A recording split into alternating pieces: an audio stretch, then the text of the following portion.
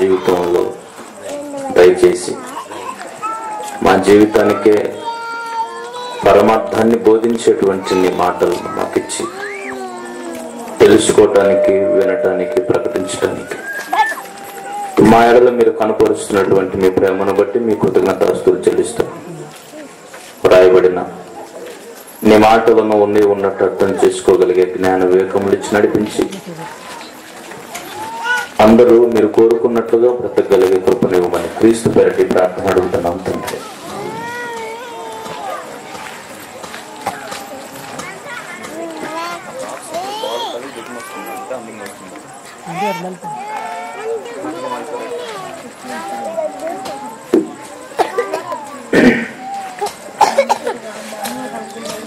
ప్రియమైన దేవుని వారలారా,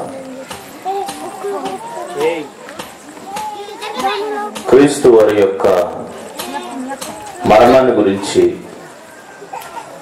కొన్ని సంగతులను మనం నిన్నటి దినాన ఆలోచించడం జరిగింది. ఈరోజు క్రీస్తు యొక్క పునరుత్థానానికి సంబంధించిన సంగతులు, క్రీస్తు యొక్క పునరుత్థానం ఈ లోకానికి తీసుకొచ్చినటువంటి లేక లోకానికి తెలియజేసినటువంటి సమాచారం ఏంటో బైబిల్లో నుంచి కొన్ని సంగతులు మనం ఆలోచించవలసి ఉంది. ప్రియులారా, ఈ ప్రపంచంలో యేసుక్రీస్తు భూమి మీద ఉండే కాలం నాటికే జ్ఞానులు అనుకునే వాళ్ళు కూడా చాలా మంది ఉన్నారు. ఈ ప్రపంచంలో ఇప్పటికి మేధావులుగా పిలువబడుతున్నటువంటి శాస్త్రవేత్తలు అంటారు వాళ్ళని. వాళ్ళు ఎక్కువ శాతం గ్రీకు దేశస్తులై ఉంటారు, గ్రీకులై ఉంటారు. అలాంటి వాళ్ళు యేసు ప్రభు వారు భూమి మీద ఉన్న కాలంలో కూడా ఉన్నారు. యేసుక్రీస్తు వారు ఈ భూమి మీద ఉన్నప్పుడు ఆయన మాట్లాడినటువంటి మాటలు వారికి చాలా మరి వింతగా, అంటే ఆశ్చర్యంగా అనిపించాయి. ఎందుకంటే అప్పటికే జ్ఞానులుగా చలామణి అవుతున్నటువంటి ఆ ప్రజలు, ఆ మేధావులు అనుకునే వాళ్ళు మనిషికి ఎన్నో భోగభాగ్యాలు అనుభవించే అవకాశం ఉన్నా లేకపోయినా మరణంతో వారి యొక్క జీవితం ముగింపు అయిపోతుంది అనేటువంటి ఆలోచనలతో బ్రతికేవారు. భూమి మీద ఇవ్వబడిన బ్రతుకుతున్న ఈ జీవితం మరణం తర్వాత ఇంకా ఏమీ లేదు. మరణంతో అంత మానవాళి భోగభాగ్యాలన్నీ అంతరించిపోయి ముగింపు అనేటువంటి ముద్ర వేస్తుంది మరణం. కాబట్టి మరణం తర్వాత ఇంకేదో ఉంది అని ఎవరు చెప్పినా కూడా నమ్మేవారు కాదు. ఇప్పటికి లోకంలో జ్ఞానులు అనుకుంటున్నటువంటి వారికి మరణం తర్వాత, మరణం అనేది మనిషికి ముగింపు అనేటువంటి నమ్మకాల్లోనే ఎక్కువగా ఉన్నారు ఇప్పటికీ కూడా. కానీ ప్రపంచంలో ఇప్పటికీ అలాంటి పరిస్థితుల్లో ఉండటానికి వీల్లేదు. కనుక బైబిల్ను బట్టి మనం ఆలోచించాలి. యేసుక్రీస్తు లోకానికి వచ్చేంత వరకు ఆయన మాట్లాడినటువంటి ప్రతి మాట చాలా ఆశ్చర్యాన్ని కలిగించేటువంటి సంగతులు. యేసుక్రీస్తు వారు ఈ భూమి మీద ఉన్నప్పుడు కొన్ని మాటలు చెప్పాడు. ఆ మాటల్ని చూడగలిగితే యోహాను సువార్త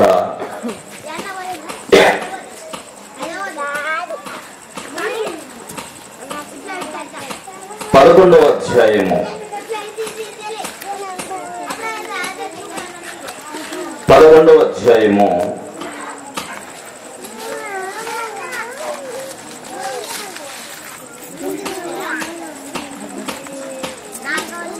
లేక 10వ అధ్యాయాన్ని చూసినా కూడా యేసు ప్రభు వారు చెప్పినటువంటి మాటలు అందరినీ ఆశ్చర్యపరిచేటువంటి సంగతులు అవి.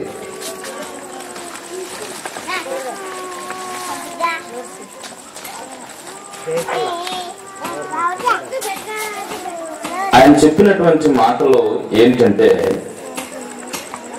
ఎవడైనను నా మాట వింటే వాడు బ్రతుకుతాడు.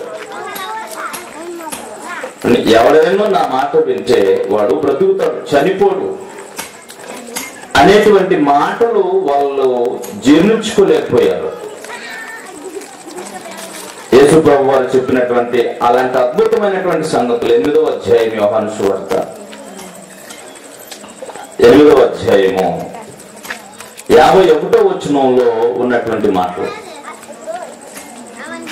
8వ అధ్యాయము యోహాను సువార్త 51వ వచనం. ఒకడు నా మాట గైకొనిన ఎడల వాడెన్నడును మరణము పొందడని మీతో నిశ్చయముగా చెప్పుచున్నానని ఉత్తరం ఇచ్చాను. యేసుక్రీస్తు వారు ఇలాంటి మాటలు మాట్లాడుతున్నప్పుడు ఎంతో కొంత దేవుని గురించిన సంగతులు తెలిసిన వాళ్ళు ఉన్నారు. కానీ ఈ సంగతులు వింటున్న వారితో పాటు దేవుని గురించిన సంగతులు తెలియని బయట వాళ్ళు కూడా ఉన్నారు. అలాంటి సందర్భాల్లో యేసు ప్రభు దగ్గరికి వచ్చినటువంటి యేసు ప్రభు చెప్తున్నటువంటి మాటలను విన్న వాళ్ళు చాలా ఆందోళన పడ్డారు. ఈ సంగతులన్నీ మీకు 6వ అధ్యాయం నుంచి కంటిన్యూగా చెప్తూ వస్తుంటాడు. ఎవడైనా నా శరీరము తిని నా రక్తము త్రాగితే వాడు నిత్యము జీవిస్తాడు అనేటువంటి చాలా సంగతులు చెప్తూ ఉంటాడు. అంతేకాకుండా యేసుక్రీస్తు వారు కూడా తన గురించి ఇలా చెప్పుకుంటూ ఉన్నారు. మనుష్య కుమారుడు అన్ని జనుల చేతికి అప్పగించబడుతున్నాడు, వారు ఆయనను శిలువకు అప్పగించి హింసించి చంపేసి సమాధి చేస్తారు, 3వ దినాన నేను తిరిగి లేస్తాను అనేటువంటి సంగతులు చెబుతున్నప్పుడు అలాంటి సమాజానికి అవి చాలా వింతైనటువంటి మాటలు. ఎందుకంటే అప్పటి వరకు చాలా మంది చచ్చిపోయారు. చచ్చిపోయినటువంటి వాళ్ళు మళ్ళీ బ్రతుకుతారనేటువంటి మాట అది చాలా కొత్త మాట. కొంచెం ఆ పిల్లలను మీరు గర్తించండి. ఎవరన్నా ఈ గ్రామస్తులే అయితే మనం వింటారు. వాళ్ళు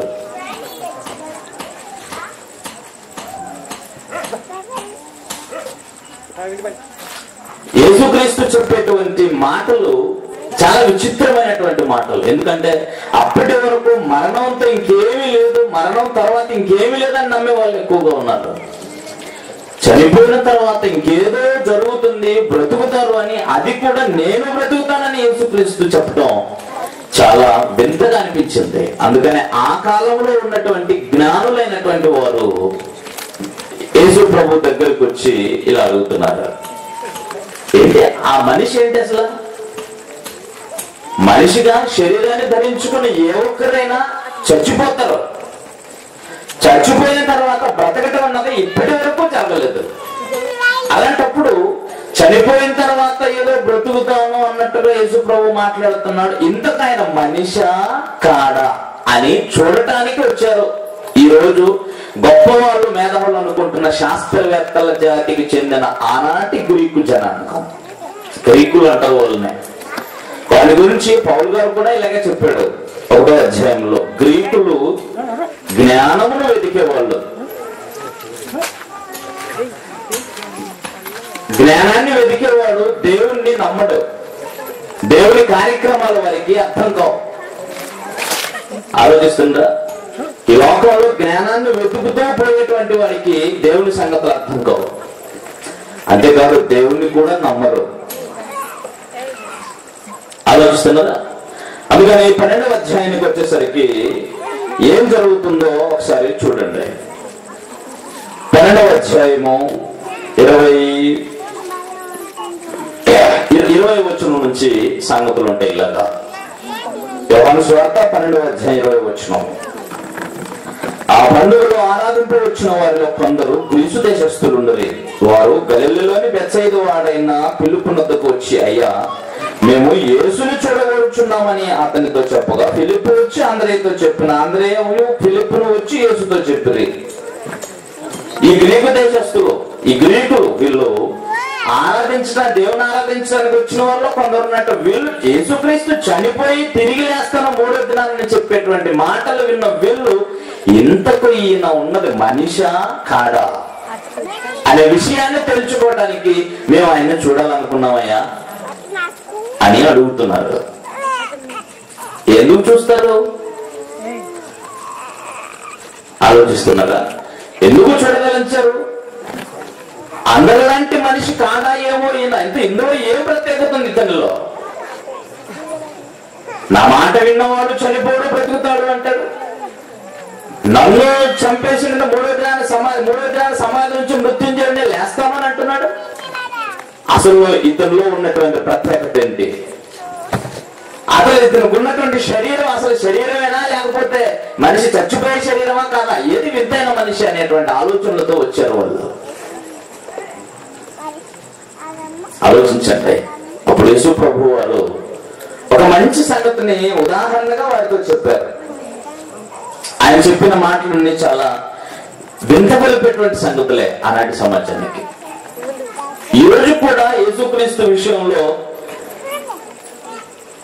ఏదో కొన్ని తప్పుడు ఆలోచనలు, తప్పుడు అభిప్రాయాలు కలిగి వాటిని పుస్తక రూపంలోనో మాటల రూపంలోనో బయటకు తీసుకొచ్చిన వాళ్ళు యేసుక్రీస్తుపై ఎంతగా బురద చల్లాలనో, లేక ఆయన గురించిన ప్రత్యేకత, ఆయన గురించిన సువార్తను అడ్డగించాలని ఎంత ప్రయత్నం చేస్తారో అంతగా యేసుక్రీస్తు యొక్క గొప్పతనం బయటకు వస్తూ ఉంటది. అది యేసుక్రీస్తుని గురించినటువంటి సువార్తలో ఉన్న ప్రత్యేకత.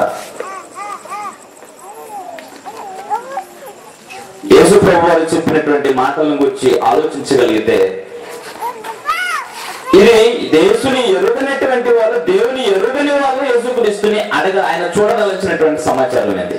కానీ మరొక సంగతి మీకు చెప్తాను. చనిపోయిన వారికి మరో జీవితం ఉంది అనేటువంటి సూత్రం అప్పటికే దైవ జ్ఞానం అనగా పాత నిబంధనలు కలిగిన యూదులకు కూడా కొందరికి ఉంది. వాళ్ళకు కూడా కొన్ని నమ్మకాలు ఉన్నాయి. యూదుల్లోనే చాలా తెగలు ఉన్నాయి. సుమారుగా 3-4 రకాల తెగలు ఉన్నాయి. శాస్త్రులని, పరిసయ్యులని, సదుకాయులని. వీళ్ళందరూ యూద జాతికి చెందిన వాళ్ళే. వీళ్ళలోనే దేవుడు ముందుగా వ్రాయించినటువంటి సంగతుల గురించి చాలా సూత్రాలు బైబిల్లో ఉన్నప్పటికీ వీటిని నమ్మటానికి వాళ్ళకి ఏ విధమైన ఆధారం కూడా ఉండింది కాదు. ఆధారం లేదు. కానీ మృతులు లేస్తారు, చనిపోయిన వాళ్ళు బ్రతుకుతారు, పునరుత్థానం అనేది ఉంది అన్నటువంటి సంగతి మాత్రం ముందు నుంచి దేవుడు తన గ్రంథంలో చెబుతూ వచ్చాడు. ఆ విషయాన్ని కూడా ఒకసారి ఇప్పుడు చూద్దామండి. ఎందుకంటే బైబిల్లో యేసు ప్రభు వారు చెప్పినటువంటి సంగతులు అప్పటికే బైబిల్ని నమ్మిన, అంటే అప్పటికే వాళ్ళ దగ్గర ఉన్నటువంటి పాత నిబంధన గ్రంథాన్ని నమ్మిన వారిని గురించి కూడా యేసు ప్రభు వారు మాట్లాడుతూ ఏం చెబుతున్నారో ఒకసారి చూద్దామండి. మత్తయి సువార్త 22వ అధ్యాయం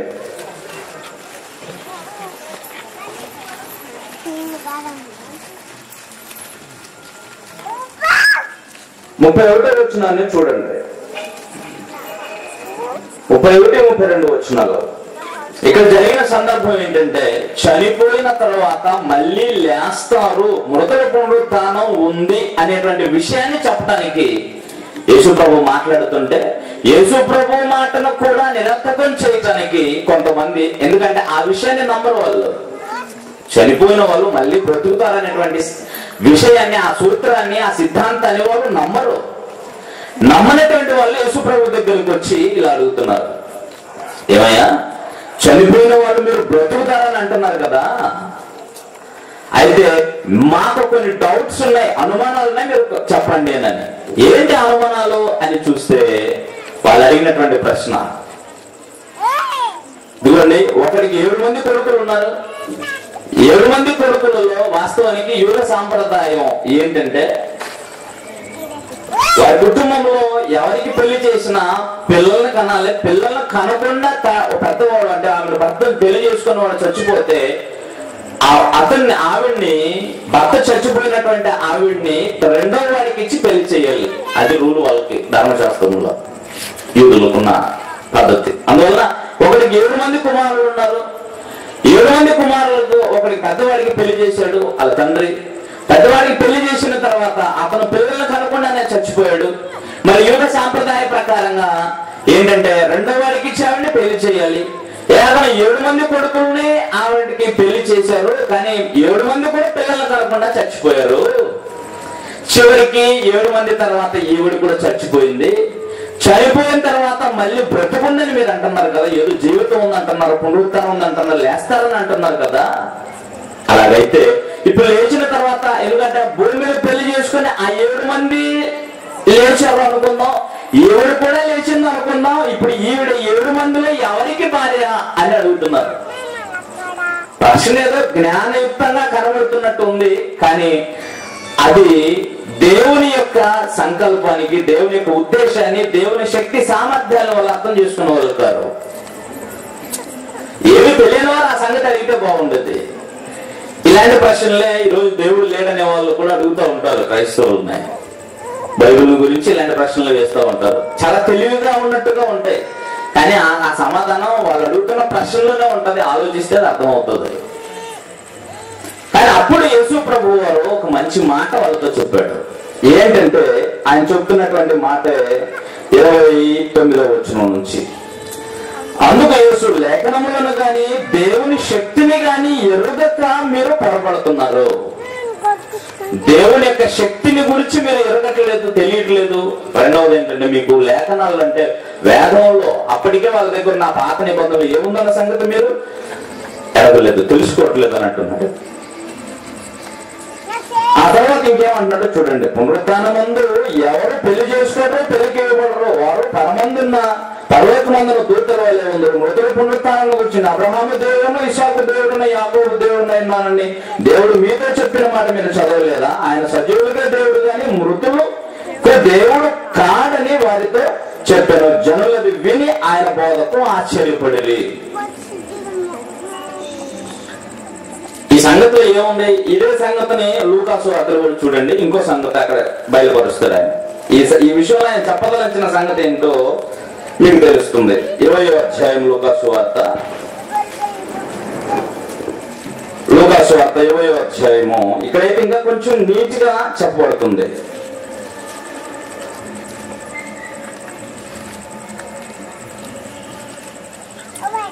37వ వచనంలో 36వ వచనం నుంచి ఇంతకు ముందు చదివిన వచనమే ఉంటుంది, 37 ఉంటుంది. పొదను గురించిన భాగంలో ప్రభువు అబ్రహాము దేవుడని, ఇస్సాకు దేవుడని, యాకోబు దేవుడని చెప్పుచు మృతులు లేతులని మోషే సూచించెను అని చెప్పాడు. అంటే చనిపోయిన వారు బ్రతుకుతారు అనేటువంటి సూత్రం అప్పటికి పాత నిబంధన కలిగినటువంటి యూదులకు అందరికీ తెలుసు. అంటే వాళ్ళు చదువుకుంటున్నారు, కానీ అందులో ఉన్న విషయాన్ని వాళ్ళు ఎరిగిన వాళ్ళు కాదు. అనుకోలే బైబిల్ మన దగ్గర ఉంటుంది, అందులో ఏముందో మనకు తెలియదు, చదవం కనుక. యేసుప్రభు ఆ రోజు బాధపడింది కూడా అదే. మీరు సంగతి చదవలేదా? మృతులు లేస్తారని, నీ సజీవులకు దేవుడునని, అబ్రహాము, ఇస్సాకు, యాకోబుల దేవుడని మోషేతో చెప్పాడు కదా, ఆ విషయాన్ని మీరు చదివి అర్థం చేసుకోలేదా అని అడిగాడు ఆయన యేసుప్రభు గారు. ఇప్పుడు మీరు బాగా ఆలోచించండి. అంటే చనిపోయిన వాళ్ళు లేస్తారన్న సంగతి సూత్రం లేక సిద్ధాంతం అన్నది పూర్వం నుంచి దేవుడే ప్రజలు చూపిస్తూ వచ్చాడు. కానీ అది ఎలా ఉందన్న సంగతి దాన్ని నమ్మటానికి ఆధారం లేదు, ఏ ఆధారము లేదు. ఆధారం లేదు కనుకనే ఆనాటి సమాజం యేసు ప్రభువు ముందు ఇలాంటి పిచ్చి పిచ్చి ప్రశ్నలు అడిగారు. ఆలోచిస్తున్నారా? ఇక్కడ మోషే గారి మాటల్లో ఏమండి, మోషే గారు సూచించారు అంటున్నాడు. మృతులు లేతులని మోషే కూడా సూచించాడంట పొదల గురించిన భాగంలో. మీరు పొదల గురించిన భాగం చదివారా? పొదల గురించిన భాగం ఏంటంటే, పొదల గురించిన భాగంలో ఏముంది? మోషే గారు ఐగుప్తు దేశం నుంచి మిద్యానికి వెళ్ళిపోయి గొర్రెలు మేపుకుంటున్నాడు. అక్కడ 40 సంవత్సరాలు, తన జీవితాన్ని 40 సంవత్సరాల పాటు అక్కడ ఉన్నాడు. ఆయన పొదలో దేవతతో వచ్చి మాట్లాడుతూ, నీ దేవుడిని యెహోవా నేనే, నేను నీ పాదం చెప్పులు విడువు, నిన్ను ఇదిగో ఇశ్రాయేలుని విడిపించడానికి నేను పుట్టిస్తున్న గొడవ చెప్పుకుంటున్నావు ఇక్కడ అన్నట్టుగా మాట్లాడుతున్నప్పుడు ఆ సందర్భమే ఉంది. ఇది నిర్గమకాండం 3వ అధ్యాయం 1 నుంచి 5 వచనాలు మీరు చూడగలిగితే మృతులు లేస్తారన్న సమాచారం అక్కడ ఏమీ కనిపించదు, కానీ అక్కడే ఉంది. ఏంటి అక్కడ ఉన్నది అని అంటే అక్కడ చెప్పబడినటువంటి పదం ఏంటో తెలుసండి. చూడండి, నిర్గమకాండం 3వ అధ్యాయం పొగను గురించిన భాగంలో మృతులు లేస్తారన్న సంగతి ఏముంది అక్కడ? ఆధారం లేని మాట నిజమే. అలాంటప్పుడు ఆ విషయాన్ని నమ్మటం కష్టమే అనిపించవచ్చు. కానీ యేసు ప్రభువు వారు ఈ మాట చెప్తున్న తర్వాత కూడా అప్పుడైనా అర్థం చేసుకోవాలి. ఈ మాటలు చదివిన మనమైనా ఎప్పుడైనా ఆలోచించామా? లూకాసు వార్తలో చెప్పాడు మృతులు లేస్తారని, మోషే పొగను గురించిన భాగంలో సూచించాడు అని. ఏం చెప్పాడు అక్కడ? లేస్తారన్న సంగతి ఏమీ లేదే అక్కడ కనబడుతున్నప్పుడు. చూడండి 5వ వచనం నుంచి 3వ వచనం మీరు అక్కడ చదివితే అక్కడ విషయం ఏమి చివరి వరకు చదివినా అక్కడ సంగతి ఏముండదు, మృతులు లేస్తారని. కానీ విషయం మాత్రం ఆయన మాటలోనే ఉంటుంది. చూడండి 5వ వచనం నుంచి. అందుకు ఆయన దేవుడు చెప్తున్నాడు, దగ్గరకు రావద్దు, నీ పాదం నుండి చెప్పులు విడువుము, నీవు నిలుచున్న స్థలం పరిశుద్ధ ప్రదేశం అని. మరియు ఆయన, నేను మీ తండ్రి దేవుడను, అబ్రహాము దేవుడను, ఇస్సాకు దేవుడను, యాకోబు దేవుడను అని చెప్పగా ఇక్కడే ఉంది. మృతులు లేస్తారు అనేటువంటి విషయాన్ని ఉద్దేశించి ఆయన చెప్పదలించినటువంటి సంగతి అదే.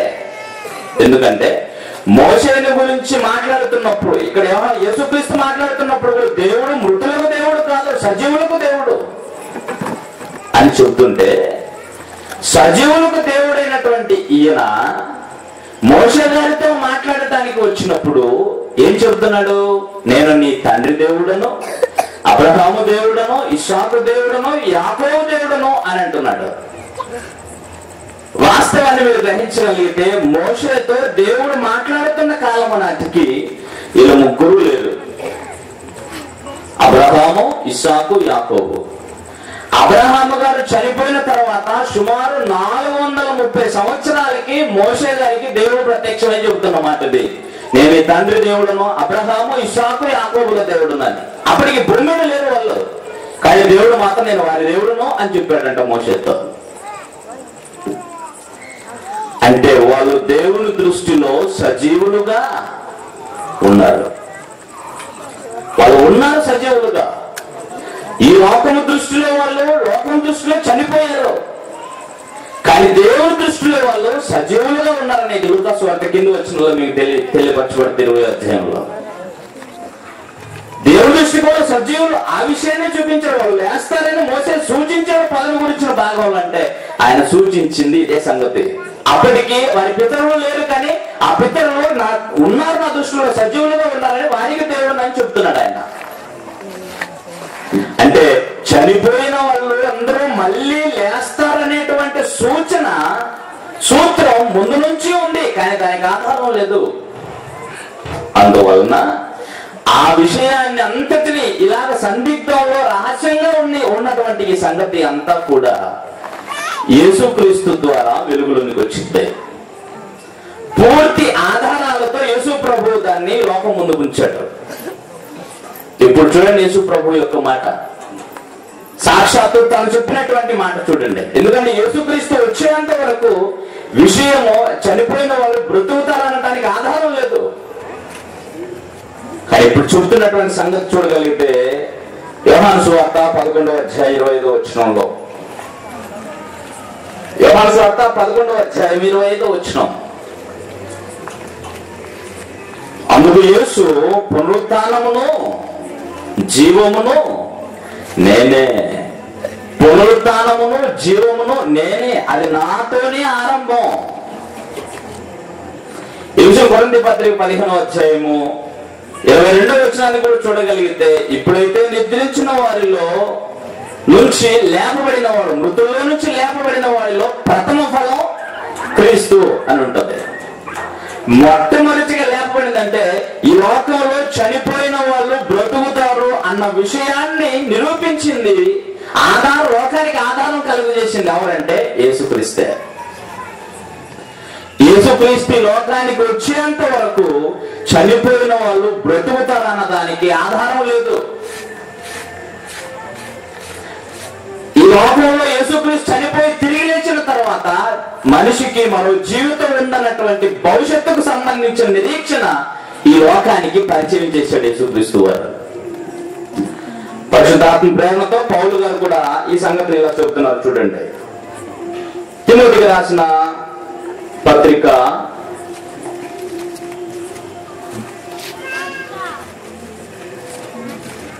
2వ పత్రిక,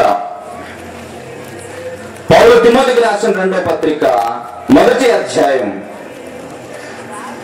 ఈ విషయాన్ని అనాది సంకల్పం అంటే దేవుడు సృష్టి పుట్టక ముందే చేసినటువంటి ప్రణాళికను క్రీస్తు అంటే మరణించిన వాళ్ళు లేస్తారన్న సంగతిని ఎంత చక్కగా చెబుతున్నారో చూడండి. 9వ వచనం నుంచి ఉన్న సంగతులు, తిమోతికి రాసిన 2వ పత్రిక 1వ అధ్యాయం 9వ వచనం నుంచి 11వ వచనం వరకు ఉన్న సంగతులు చూడండి. 10వ వచనం వరకు, మన క్రియలను బట్టి కాక తన స్వకీయ సంకల్పమును బట్టి అనాది కాలముననే, అంటే సృష్టికి పూర్వమే. అనాది అన్న పదం బైబిల్లో సృష్టికి పూర్వానికి సంబంధించిన పదం. ఆది అంటే సృష్టి ఆరంభం. అనాది కాలముననే క్రీస్తు యేసునందు మనకు అనుగ్రహింపబడినది, క్రీస్తు యేసు అనే మన రక్షకుని ప్రత్యక్షత వలన బయలుపరచబడినది అయినా తన కృపను బట్టి మనలను రక్షించి పరిశుద్ధమైన పిలుపుతో ఆయన మనల్ని పిలిచెను. ఆ క్రీస్తు యేసు మరణమును నిరర్ధకము చేసి జీవమును అక్షయతను సువార్త వలన వెలుగులోనికి తెచ్చెను. జీవమును అక్షయతను. అప్పటి వరకు ఈ శరీరం మట్టిలోనే కలిసిపోతే ఇంకేమీ లేదు అనేటువంటి ఆలోచనతో బ్రతికిన సమాజానికి, జీవానికి అంతమైపోతుంది మరణంతో అనేటువంటి నమ్ముతున్నటువంటి ఈ సమాజానికి, ఈ ప్రజలకి, ఈ లోకానికి జీవము అనేది ఎవరి వల్ల కలుగుతుందో చెప్తున్నాడు.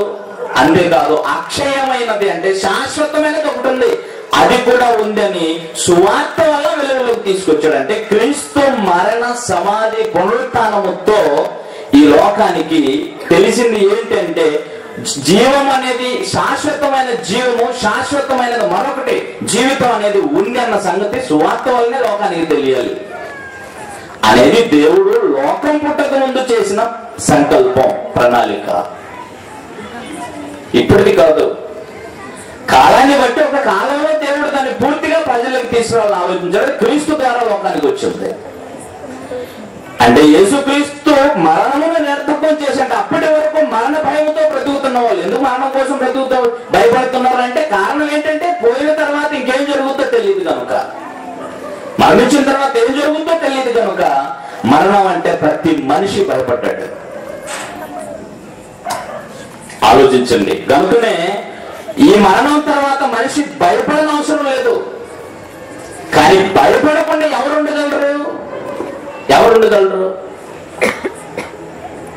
అందుకని యేసుక్రీస్తు వారు చెప్పారు, జీవమును పునరుత్థానమును నేనే, నా యందు విశ్వాసం ఉంచిన వాడు చనిపోయినను బ్రతుకుతాడు. మళ్ళీ ఈ ప్రపంచంలో ఎవ్వరు కూడా చావుని కళ్ళలోకి కళ్ళు పెట్టి చూసే ధైర్యవంతులు ప్రపంచంలో ఎవరు ఉండరు. ఒకవేళ ఉంటే క్రైస్తవులు ఉండాలి. మీకు చావుని కళ్ళలోకి కళ్ళు పెట్టి చూసి అసలు దానికి భయపడకుండా ధైర్యంగా చావు కోసం ఎదురు నిలిగేటువంటి ధైర్య సాహసాలు చేసే వాళ్ళు ఎవరంటే క్రైస్తవులు. అలాంటి గొప్ప నిరీక్షణను ఈ ప్రపంచానికి యేసుక్రీస్తు వారు అందించారు. ఆలోచిస్తున్నదా? యేసుక్రీస్తు యొక్క పునరుత్థానం అనేది నీకు మరణ భయమును శాశ్వతంగా తీసేసింది. అంటే నువ్వు మరణానికి భయపడిన అవసరం లేదు. ఈ లోకంలో నువ్వు మరణానికి భయపడిన అవసరం లేదు. ఎందుకంటే ఈ మరణం తర్వాత నీకు మరో శాశ్వతమైన జీవితం ఉంది. ఇది తాత్కాలికమైన జీవితం. మరో జీవితం, శాశ్వతమైన జీవితం ఉంది నీకోసం. అది అక్షయమైన జీవితం, అది నిత్య జీవాన్ని అనుగ్రహించేది. ఆలోచిస్తున్నారు? అంటే శాశ్వతమైన నిత్య జీవితానికి సంబంధించిన సువార్త అది క్రీస్తుతోనే ఆరంభమైంది. క్రీస్తు మరణ పునరుత్థానములతో ఆరంభించబడింది. అందుకని దీని గురించి మాట్లాడుతూ పౌలు గారు ఇలా చెప్తున్నాడు, ఆయన మరణము కూడా మన కోసమే, ఆయన పునరుత్థానం కూడా మన కోసమే. మన కోసం అంటే అది మన కోసం దేనికో, మన కోసం ఎలా ఎలా ఈ సత్య సువార్తను అంగీకరించి నువ్వు క్రీస్తు కోసం బ్రతుకుతూ ఉంటే నమ్మకంగా ఖచ్చితంగా నువ్వు చనిపోతే బ్రతుకుతావు. కానీ బ్రతకకపోతే, వినకుండా దేవుడికి సువార్తను అంగీకరించకుండా ఈ లోకంలో అందరూ బ్రతికినట్టుగా మేము బ్రతికి చనిపోతే కూడా అది మన కోసం ఆయన పునరుత్థానం. ఎందుకంటే క్రీస్తుని లోకానికి పంపించడంలో పరమందున్నటువంటి దేవుడు ఈ ప్రపంచానికి అంతటికి ఒక కొత్త జీవితానికి సంబంధించిన పూర్తి సంగతులన్నీ, సర్వాధికారం అంతా యేసుక్రీస్తుకి ఇచ్చేసాడు. అందుకని క్రీస్తు పునరుత్థానం వలన, అంటే యేసుక్రీస్తు తిరిగి లేవటం వలన నిత్యమైన తీర్పు అనేటువంటిది కూడా లోకానికి తెలిసింది. లోకంలోకి తీసుకొచ్చాడు తండ్రి అయిన దేవుడు. అంటే ఈ ప్రపంచానికి తీర్పు తీర్చే ఒక దినం ఉంటుంది అని, ఆ ప్రపంచానికి తీర్పు తీర్చే న్యాయమూర్తి ఎవరంటే యేసుక్రీస్తు అన్న సంగతి కూడా యేసుక్రీస్తు మరణ పునరుత్థానాన్ని అంగీకరించని వారికి అందరికీ ఇదిగో ఈ విషయాన్ని కూడా వెలుగులోకి తీసుకొచ్చాడు. దీన్ని ఎలాంటి ఆధారాలతో ముందు పెట్టాడో పౌలు గారు చెబుతున్నాడు. 17వ అధ్యాయం అపోస్తలుల కార్యం, అపోస్తలుల కార్యములు 17వ అధ్యాయం 31వ వచనాన్ని చూడండి. 31వ వచనం, ఎందుకనగా తాను నియమించిన మనుషుని చేత నీతిని అనుసరించి భూలోకమునకు తీర్పు తీర్చబోయేది ఒక దినమును నిర్ణయించి ఉన్నాడు. మృతులలో నుండి ఆయనను లేపినందున దీని నమ్ముటకు అందరికి ఆధారము కలుగజేసి ఉన్నాడు. ఆలోచిస్తున్నారా? అందరూ ఈ విషయాన్ని నమ్మటానికి ఆధారం కలుగజేసింది. ఏంటి ఆధారం అంటే మృతులలో నుంచి, అంటే సమాధిలో నుంచి మూడవ దినాన్ని యేసుక్రీస్తుని లేపటం వలన ఒక ఆధారాన్ని కలుగజేశాడంట. ఏంటి ఆధారము అని అంటే ఈ ప్రపంచానికి అంతటికి నీతిని అనుసరించి జడ్జిమెంట్, న్యాయం, తీర్పు చేసేటువంటి ఒక రోజు ఉంది. ఆ రోజు న్యాయమూర్తి ఎవరు అంటే యేసుక్రీస్తే. అందుకే ఆయన పునరుత్థానుడై లేచాడు. సూటిగా ఈ ప్రపంచానికి చెప్పాలి అంటే యేసుక్రీస్తు యొక్క న్యాయమైన తీర్పు నుంచి ఈ ప్రపంచము తప్పించుకునే అవకాశమే లేదు. నమ్మి ఆయన పాదాల చెంతకు వచ్చి నువ్వు మా కోసమే చనిపోయి తిరిగి లేచావు, ఈ విషయాన్ని మేము అంగీకరిస్తున్నామని తమ జీవితాన్ని బాగు చేసుకోవడం కంటే వేరే మార్గం లేదు ఇక ఈ లోకానికి. ఎందుకంటే నువ్వు క్రీస్తుని అంగీకరించకపోయినా సరే ఈ క్రీస్తు పునరుత్థానుడే లేచాడు, సజీవుడే లేచాడు అన్న సంగతి అందరూ గుర్తుంచుకోవాల్సిన, తెలుసుకునేటట్టుగా దేవుడు ఆ కార్యక్రమాన్ని పూర్తి చేశాడు ప్రపంచం విషయంలో. కాబట్టి లోకానికి తీర్పు తీర్చే అధికారం యేసుక్రీస్తుకే ఇచ్చేశాడు తండ్రి అయిన దేవుడు. యేసుక్రీస్తు చాలాసార్లు చెప్పుకున్నాడు, నా తండ్రి తీర్పు తీరుస్తాడు కానీ తన కుమారుడు మహిమపరచబడటానికి ఇదిగో నేను కూడా తీర్పు తీసే ఈ అధికారం నా తండ్రి వల్ల నేను పొంది ఉందని అంటాడు. ఆలోచిస్తున్నారా? అంటే యేసుక్రీస్తు పునరుత్థానుడే లేచిన తర్వాత ఆయన ఎందుకు పునరుత్థానుడే ఉన్నాడంటే యేసుక్రీస్తును అంగీకరించి నీతి ఏంటో, న్యాయం ఏంటో, సత్యం ఏంటో గ్రహించో తెలుసుకొని బ్రతికితే ఆయన నీతిలో మిమ్మల్ని మరణం నుంచి, నిత్య శిక్ష నుంచి తప్పించి నిత్య జీవంలోనికి తీసుకెళ్తాడు. అలా కాని పక్షంలో నీతిని అనుసరించి తీర్పు తీర్చి నిన్ను నిత్య శిక్షలోకి పంపిస్తాడు. ఇందుకోసం ఆయన సజీవుడుగా పునరుత్థానుడై ఉన్నాడు. ఇందుకోసం ఆయన పునరుత్థానుడు అయ్యాడని చెప్తున్నాడు. నేను మృతుడు అయితేనే గాని ఇదిగో నేను యుగ యుగములు జీవించుచున్నాను, లేచాను నేను అంటాడు. 1:18 ప్రకటనలో. ఎందుకు లేచాడు? కొరింథీయులకు రాసిన పత్రిక 2వ కొరింథీ 5వ అధ్యాయం 10వ వచనంలో చెబుతున్న సంగతి చూడండి. ఎందుకు లేచాడన్న సంగతిని క్లియర్ గా అక్కడ కూడా చెప్తుంటాడు. 5వ అధ్యాయము 10వ వచనం, ఎందుకనగా తాను జరిగించిన క్రియలు చొప్పున అవి మంచివైనను సరే చెడ్డవైనను సరే దేహముతో జరిగించిన వాటి ఫలము ప్రతివాడు పొందినట్లు మనమందరము క్రీస్తు న్యాయపీఠం ఎదుట ప్రత్యక్షం కావాలి. చూసారా? యేసుక్రీస్తు పునరుత్థానుడే లేచాడంటే మరో జీవితం ఉంది, శాశ్వతమైన జీవితం ఉంది అని ఆయన మరణ పునరుత్థానం లేచాడు. అప్పటి వరకు లోకానికి తెలియదు మరణం తర్వాత ఏం జరుగుతుందన్న సంగతి. ఈ విషయం క్రీస్తు పునరుత్థానం తర్వాత లోకం నమ్మకపోతే, అంగీకరించకపోతే కూడా ఆ విషయంలోనే దేవుడు తనకిచ్చిన అధికారాన్ని బట్టి యేసుక్రీస్తు వారి లోకానికి తీర్పు తీర్చడానికి ఒక రోజు నిర్ణయించాడు. ఆ రోజు కూడా ఇటు నీతి గల కార్యక్రమంలో న్యాయాన్ని బట్టి తీర్పు తీరుస్తాడు యేసుక్రీస్తు వారు. ఆ రోజు చనిపోయిన వాళ్ళందరూ మళ్ళీ తిరిగి లేచి క్రీస్తు న్యాయపీఠం ముందు నిలబడాలి. ఈ లోకంలో ఉన్న వాళ్ళందరూ వారి వారి దేహాలు విడిచిపెట్టి క్రీస్తు ముందు ఆత్మలుగా నిలబడాలి, దోషులుగా అంగీకరించకపోతే. ఆలోచిస్తున్నారా? చాలా గొప్ప సంగతి. కాబట్టి అంటే క్రీస్తు ద్వారా, క్రీస్తు పునరుత్థానం వలన నీకు మరో జీవితం ఉందన్న సంగతి యేసుక్రీస్తే గుర్తు చేశాడు. అందుకే ఆయన మాట్లాడిన ప్రతి మాటలో ఇందాక మీకు చెప్పినటువంటి దేశస్తుల గురించి